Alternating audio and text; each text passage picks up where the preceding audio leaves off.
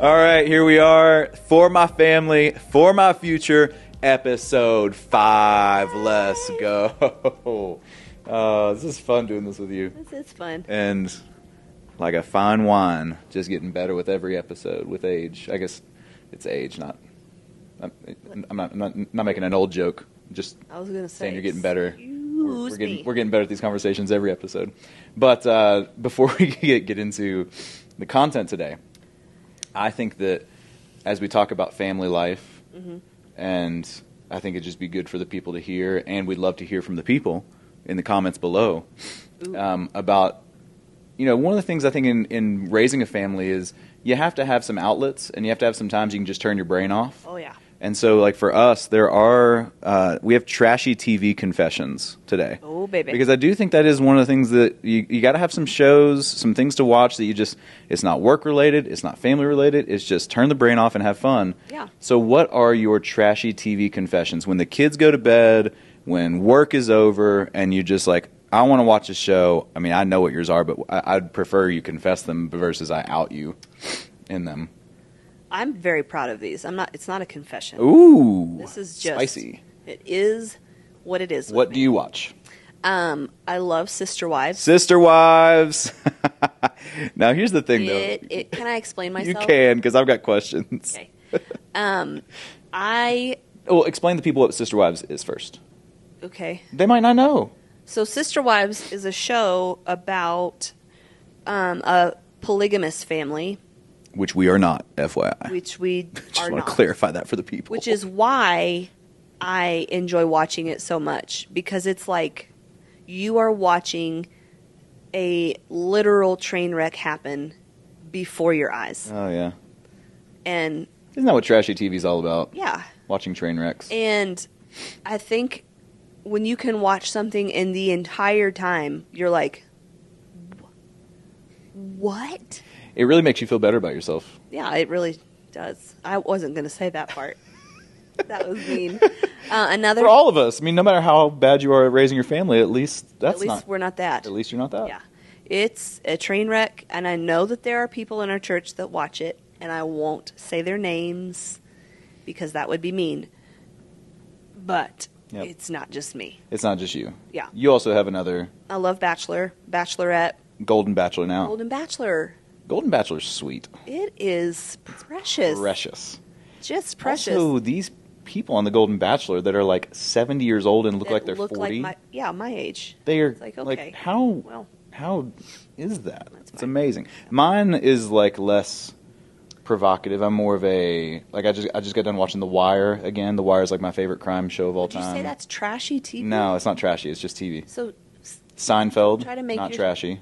You just said trashy TV. Yeah, I don't really have any trashy TV confessions. You watch those with me, and you know it. I sit around and play on my computer and my phone while you're watching them, and I pay loose attention. But you know every person on that show. I do know every person on those episodes, yes. Zip it. So, put your trashy TV TV confessions in the comments. TV. We want to know. Yep. Also, we need some new shows to watch because Sister Wives is about over. Yes. Today, What's today about? Today we are talking about monthly marriage hacks. Monthly marriage hacks. MMH. Monthly marriage hacks on the FMF podcast. Oh, wow. For my family, for my future. Monthly marriage hacks. The heart behind this episode is marriage is hard. Yes. And marriage is constantly an effort of working on the plane while you're flying the plane. Yeah, you are currently married, working on your marriage. Right. Now, if you're not yet married, these are great things to put in practice when you do get married. Yes. Put them in your back pocket. Put them in your back pocket. But even the best preparation for marriage never negates the fact that when you get married, the plane takes off and you're flying. Yep. And you are having to get out on the wing while it's flying and work on the dang thing. For sure. Like, That's it is a great analogy. constant repair in action. So you don't typically stop flying, stop being married. Yep. In order to fix the plane. Nope. Because even on a vacation, marriage issues can come out. Oh, yeah. I mean, there's never a time when you aren't actively working on the marriage. Right. And so really what we want to do in this episode is just give you a few things that you can institute in your marriage that will just, it's like a marriage hack. It's not hard. It's just something that if you'll do it, if you'll schedule it in, it will help keep the plane in the air. It'll help keep your marriage from crashing. It's not a guarantee that your marriage won't crash if you do these things. No. But if you'll do these little tiny monthly marriage hacks, you're on the right track. It will cover a multitude of issues. Yeah. And First these are things that we've put in our marriage, and we've seen the fruit of them. We've also seen that when we don't do these, yes, like again, this is very similar to episode 4. We're in process making progress. Yep. We're trying to do these things as we go, mm-hmm. and when we do these, marriage runs smoothly. Yeah. When we don't, it gets bumpy. Yeah. And I think it all has to do with staying connected. Correct. And we'll talk about different ways to do that. Which is why, number 1, first monthly marriage hack. Date night. Date night. Yep. Date night, date night, date night. Now, Brittany, tell me, when we don't have date nights, mm-hmm. why, like, what are the things that keep us and prevent us from having date night? Because it sounds so great. Busy schedules. At times in our life, it's financial reasons. Social obligations. Social obligations. I was saying financial. Like, Yeah. we newlyweds, and we don't have any more money. Yeah. But date night budget. doesn't always have to be... No, it doesn't. It doesn't have to be something you spend a ton of money on. It is easier just to have some money to spend on. Yeah. For sure. Yeah. But that doesn't have to be the case. For sure. But I do think that is a limiting... That's a reason. That's a reason a lot of people don't do it, is because they think we don't have the money for it. Correct. That's why I said that. Yeah.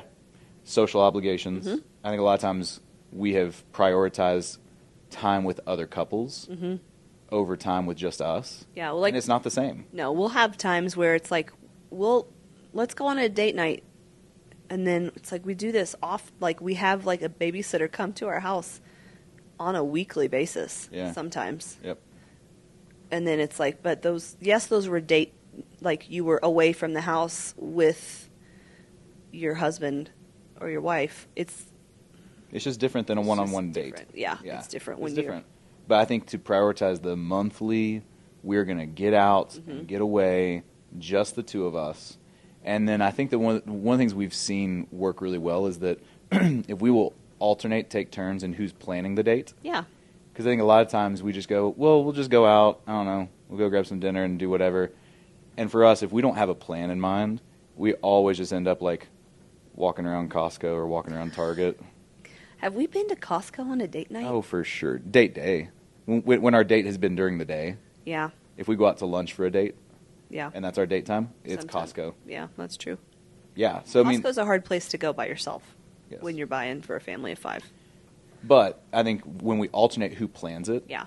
it helps a ton, because I know you feel really loved and cherished when I take the plans. Right. And I say, I know what we're doing. Don't worry about it. Yep. Just at 5 o'clock on Friday, Be ready and be looking fly like you always are. You know? Yeah. And then I got you. Mm-hmm. And then it's like, ooh, there's like surprise coming. And then vice versa. And then I can text you and say, hey, Thursday, Yep. we have a babysitter. We're going out. Yep. And then you're like, now I have something to look forward to. Yeah. Yeah. And I think it's cool when you split that ownership of who's planning it. Mm-hmm. We don't specifically have it like, you planned it last time. Now it's my turn. Now it's my turn. Like, But we don't do that. We've But been aware of it. we... Flip-flop. Yeah, it's like... Yep. Yeah, and I think it's helpful because a lot of times I think in the relationship it falls on one person Yeah. to figure it out.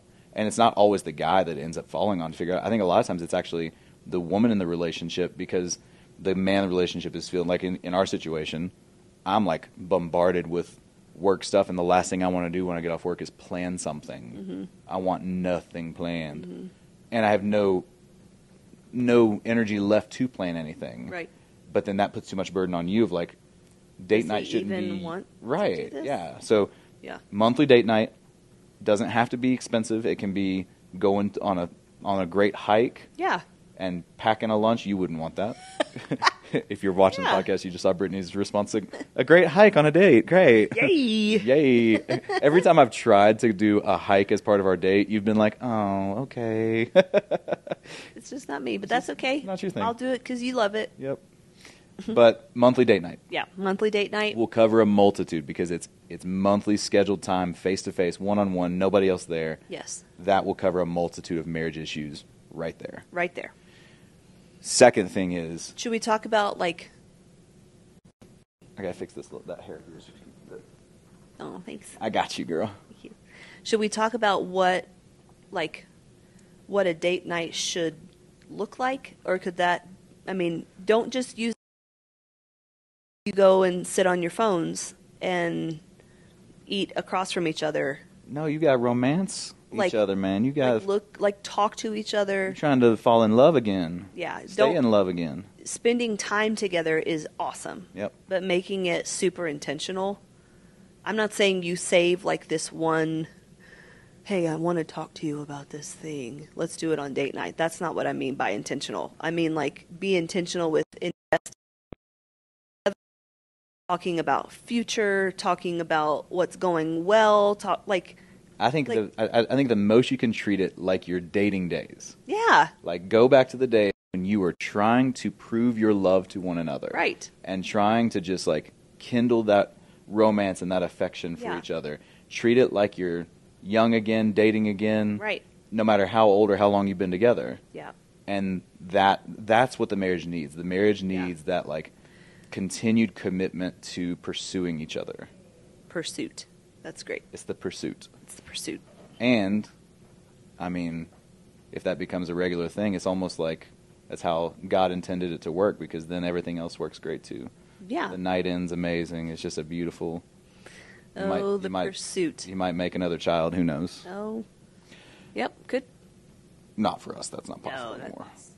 Would be a literal miracle. Literal miracle. Okay, moving on. We're not going to do a whole episode about vasectomies and... No. Nope. Okay. We could, though. No, we're good. Nope. That would be a funny episode. That would be something. Monthly date night. Yes. Next is monthly marriage hack. Yep. If you will schedule it and just put it on the calendar. And I do think you need to like say, hey, here's when we're going to... If you're not in the habit of talking about these next two things often, you need to schedule when you're going to do it. Mm-hmm. Until it becomes normal, natural conversations, it needs to be on the schedule every month to have a conversation. And I think it's two separate conversations. A conversation about your sex life and a conversation about money. Money, yeah. I think it's so important, if you're not actively talking about those two things, that you need to start. For sure. And it doesn't have to be all the time, but once a month at least. Once a month until you get the hang of it, because if you haven't done it before, it will be awkward. Yep. And you'll feel called out. You'll feel vulnerable in a way that you attacked. Yeah, you'll feel all of that. But knowing that it's coming from a place of this is to like help us connect and stay closer and improves our marriage and we have specific things.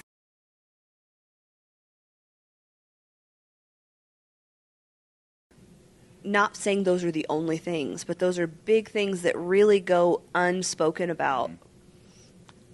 And I mean, they're the two things that wreck most marriages. Yeah. So if you don't talk about them, you are leaving yourself vulnerable to divorce left and right. Right. Because on just that conversation about sex life, it is it's like you said, it's difficult at first to get there if you're not used to it. But man, it's such a beautiful thing for the two of you to have a conversation about your sex needs, my sex needs. How are we going to meet those two things together? And those things over the course of we've been married now for 16 years. Those conversations change and those needs ebb and flow, and it's really important to come together on that, because if you don't, then what most often happens in counseling sessions that we have with other couples is that there's one person whose needs are not being met, and there's another person who thinks everything's fine. Right. And there is unspoken tension, there is distance, and when that one person whose needs aren't being met goes so long suffering in silence, the enemy attacks, and that is when marriages blow up. Oh, for sure. And if you don't think that you change or that your wants and needs change, you're crazy. Yep. Because in 16 years of marriage, we've had 3 children. Yep. we've moved however many times. Yep. I mean, things just like the ebbs and flows of things. Yeah. Like your wants and needs when you're parenting a 6-month-old, Right. and you're up all night long and Yep. in it Yep. when it comes to just thinking about that baby. The last thing You think about is sex or Yep. much else. So, and that's obviously not always the case. You don't always have a 6-month-old at home. Right.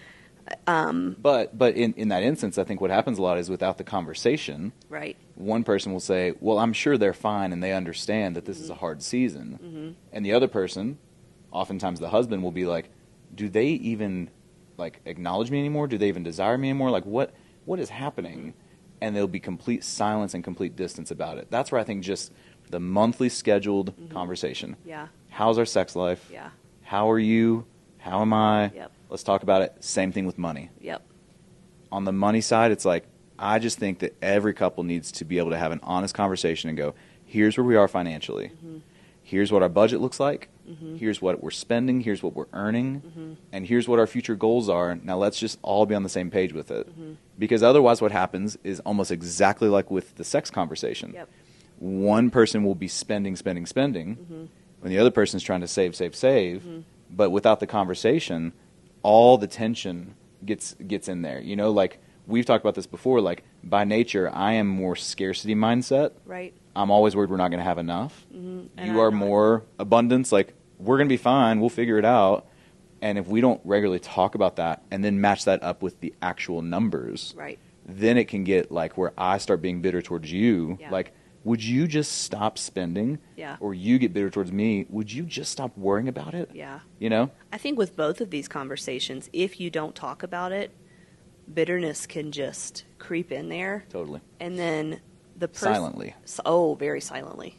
To the point where you start to view your spouse through a lens that is not even there. Yep. Like, you know, when we had tiny people at home, and I know what you want or need, but I'm over here like, I can barely breathe. I'm going to, like, this is too much for me. I can't handle this. Does he even see me? It becomes this, like, Yeah.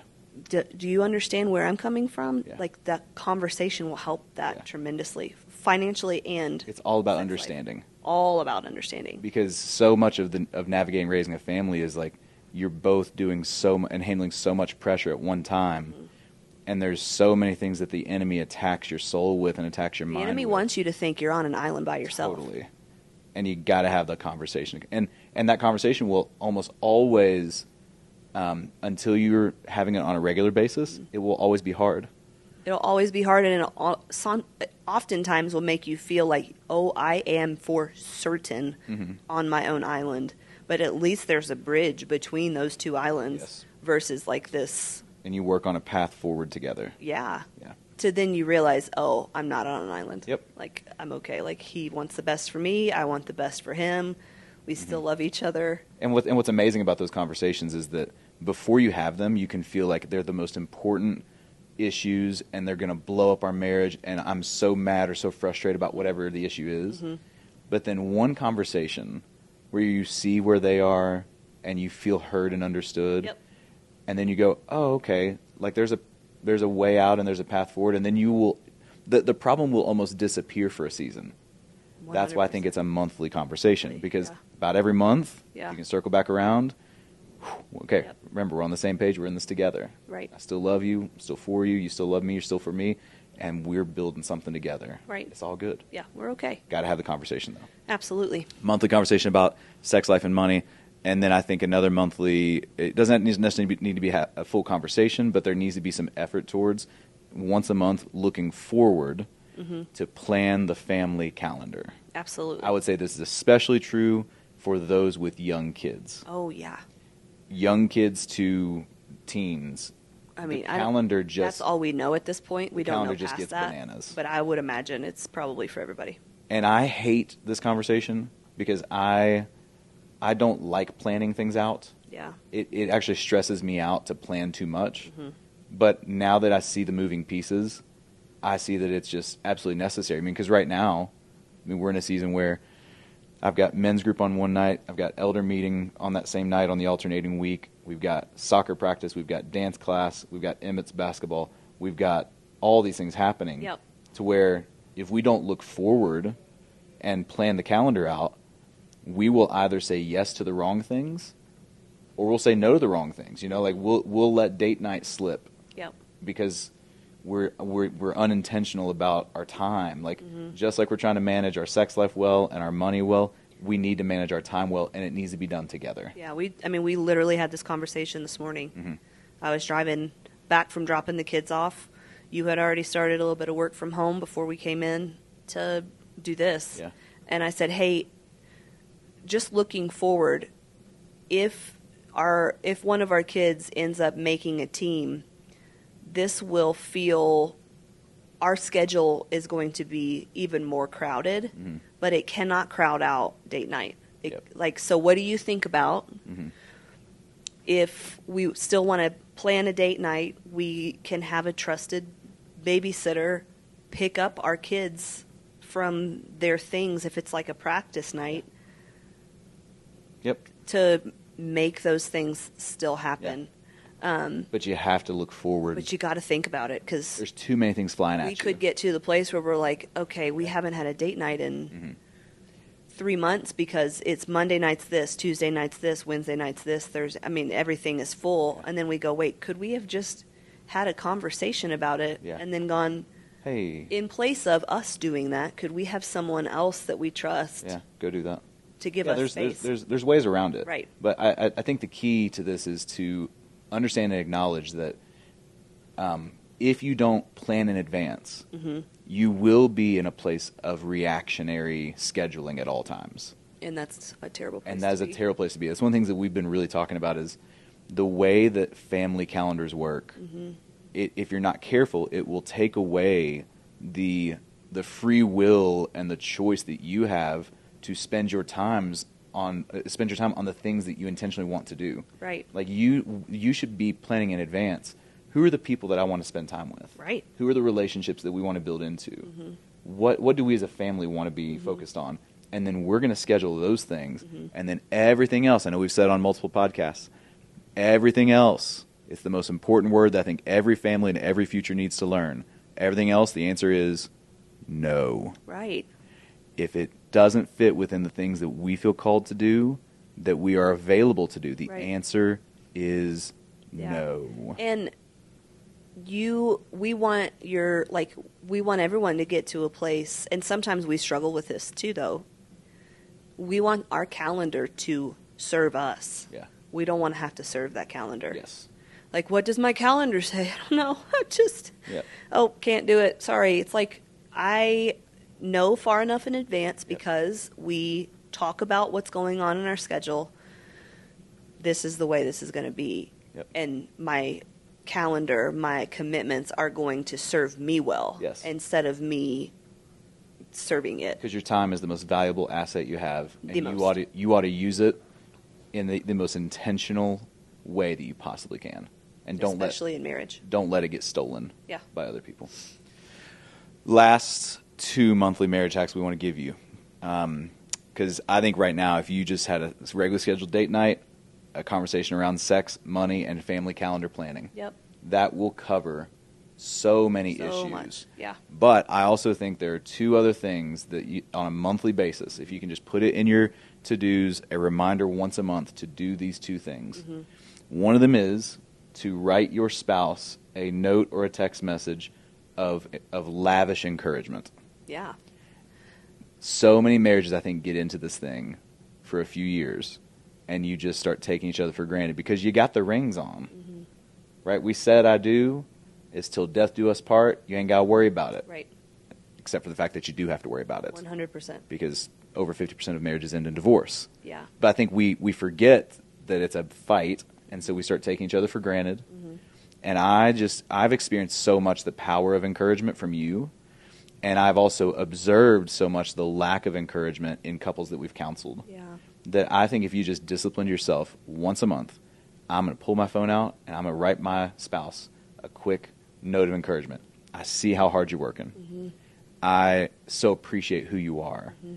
I see your potential, and I love you, and I'm for you, and I'm still in love with you. Just some of those just basic encouragements and affirmations that your spouse, you think they know, but they need to hear it more often than you're telling them. Yep. You've done that for me over and over and over and over. I feel like it's probably, I don't think I do it once a month. I think sometimes it's more than that. Sometimes it's less than that. I don't really know if it's like, oh, I haven't done this in a while, I need to do it. I feel like when you're away, whether it's work or we're just not in the same place, I should say, if I think about you and I'm like super grateful or super, like I miss you, like I want to, like I'm ready to see you again, why not just tell you that? That's what that comes from. Yeah. So there's never been this like, I have not texted or sent him like it's just, oh, I'm sitting here like, I wonder what he's doing today. Why don't you just ask him? Yeah. Like, how are you? Yeah. What's going on today? I'm praying for you. How can I pray for you? Yeah. I don't think you give yourself enough credit on this one, because I would say every other Saturday, and while I'm in sermon prep, I get a very encouraging message from you. That's great. Almost always. That's awesome. I don't like plan those out in any way, shape, or form. It's more like he's been gone for 6 hours. I really want to know how he's doing. How can I pray for him? So, yeah, there's. But I think that's because we've been in the habit of expressing encouragement and gratitude. You know, early on, I remember one of the most transformational messages we heard was about gratitude, and how gratitude unexpressed is not actually gratitude. No. Like, you can't just be thankful for someone and not tell them. Yeah. Like, gratitude must be verbalized. It must be communicated. It must be expressed. And so we've just kind of put that in our marriage to say. I think that's a whole nother podcast. I feel like people don't accept thankfulness and gratitude very well. Yeah. Like when you say thank you to someone, I'm really grateful for you, and there's just like, oh. Yeah. There's no response. Yeah. It's like, no, did you hear what I just said? I am super grateful for you. I'm really thankful for what you did or who you are, or it makes a world of difference to hear to it. then say, oh my gosh, I thank you for saying that. That means a lot. Like, we're not great at gratitude, I don't think. But then for you to hear from me, like, hey, I see how hard you're working as a mom. I see how you're caring for our family. I see how your job never ends. It's constant. And just know that you've like changed our family. Like, our family's so much better because of you. Like, for you to hear those things, it helps you keep going and helps you see that you're not alone. Right. I think a lot of people don't think they need that. Yeah, but they do. Here's a real quick tip.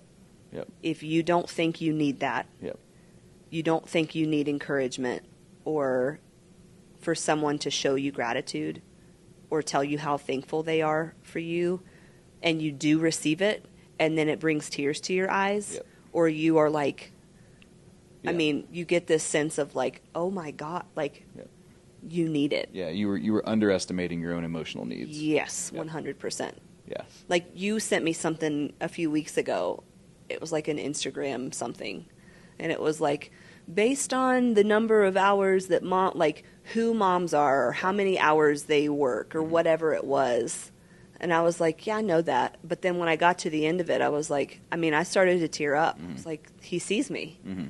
And I needed that, and you knew that I needed that. And so instead of just being like, oh, like, show that you're grateful for receiving that encouragement. And that's why I say just put it in your calendar as a reminder. Just do it. Especially if you're not in the habit of it. Right. Because a lot of people are in the habit of it. Sure. So just put it in the calendar. Once a month, I'm going to write my spouse an encouragement text, note, email, something. Last thing. Monthly marriage hack. I think this is a huge one that is awkward for many to do for the first time. But again, it gets easier. I think that it's such a marriage hack to once a month go on a walk. I think it's best done on a walk. Go on a walk and ask each other the question, what is God teaching you? Yeah. You'll be surprised in the beginning of what comes up. I think that those are the times when you and your spouse, when we get to see the incredibly healthy parts of who we are as people, and the incredibly sinful parts of who we are as people, and to be able to just know that whatever is said, I mean, you ask the question, so just be ready for the answer. A lot of times it doesn't come out of what is God teaching you. It's typically, I'll say something like, how's your head? How's your heart? And that typically leads to like, well, conversations. God's been really challenging me in this, or. But I think having that conversation, asking that question, what's God teaching you, it forces you as a couple to focus on spiritual health. For sure. And I think that that spiritual health relationship with God, once you start talking about it, it's natural and it's easy. But getting started in it can be clunky. And I think that I've observed a lot of couples that will go to church together, even have their kids in church every week, but will never actually talk to one another about their own souls. Yeah, or really about what they learned or experienced at church on the weekend. Yeah, absolutely. And just having that one conversation once a month. What's God teaching you right now? What are you learning? What's Jesus doing in your life right now? Will open you up to a deeper level of intimacy together. Oh, 100%. You know, it's one thing to be attracted to each other physically, to build a family together, all those things, but then to actually be enmeshed in each other's spiritual journeys. Yeah. And to be like aware of what God's doing, so that you can pray for each other, so you got each other's backs, and so just that one little question. And it doesn't have to be long, because sometimes you've asked me, "What's God teaching you?" And I'm like, honestly, nothing right now. I kind of like haven't spent much time reading the Bible lately, or I don't know. I don't have anything huge to say, and that's okay. And that's all right. You don't have to have something like deeply profound every time, but just continuing to ask the question keeps your relationship focused on Jesus. It keeps the spiritual health as a regular conversation, and I think then it paves the way for you to lead your kids in it. Yeah. And too, like when you talk about some of the things that God's teaching you, and it lends itself to talking about a struggle you have.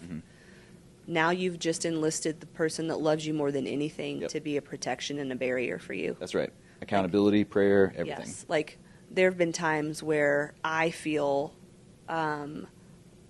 like smothered, or what's another time? I'm trying to think of a specific example. I'll just go with smothered. I think the smothered, or just the like, I would say like discouraged. Discouraged, yeah.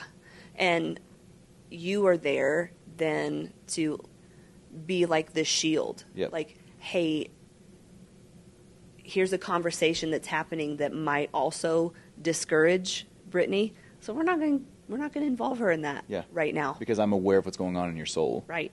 Yeah. There have been times that you've said, I'm struggling with something, and I get word that someone wants to come talk to you about a certain thing. It's like, why don't you send him an email first? Yeah. You know, it's like just a good, like, just to be aware of your just be aware of your spouse's soul. Yeah. Monthly marriage hacks. Yep. Date nights. Regular conversation about sex, money, family calendar. We're going to write each other an encouraging note or text once a month, and one conversation about what God's teaching you. Yep. 6 simple little things. You could probably knock them all out in one day.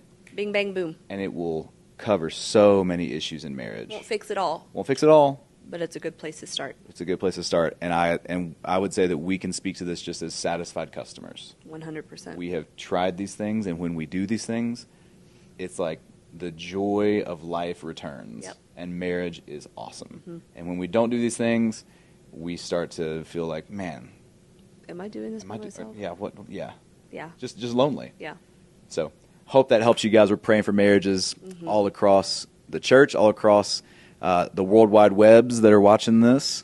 And we're praying that your marriage is strong, because we know that from a strong marriage comes a strong family and a strong future, man. If you want to have the best family and the best future, you got to fight for a great marriage. And so put them into practice. We love you guys. We'll see y'all on the next episode. Yeah.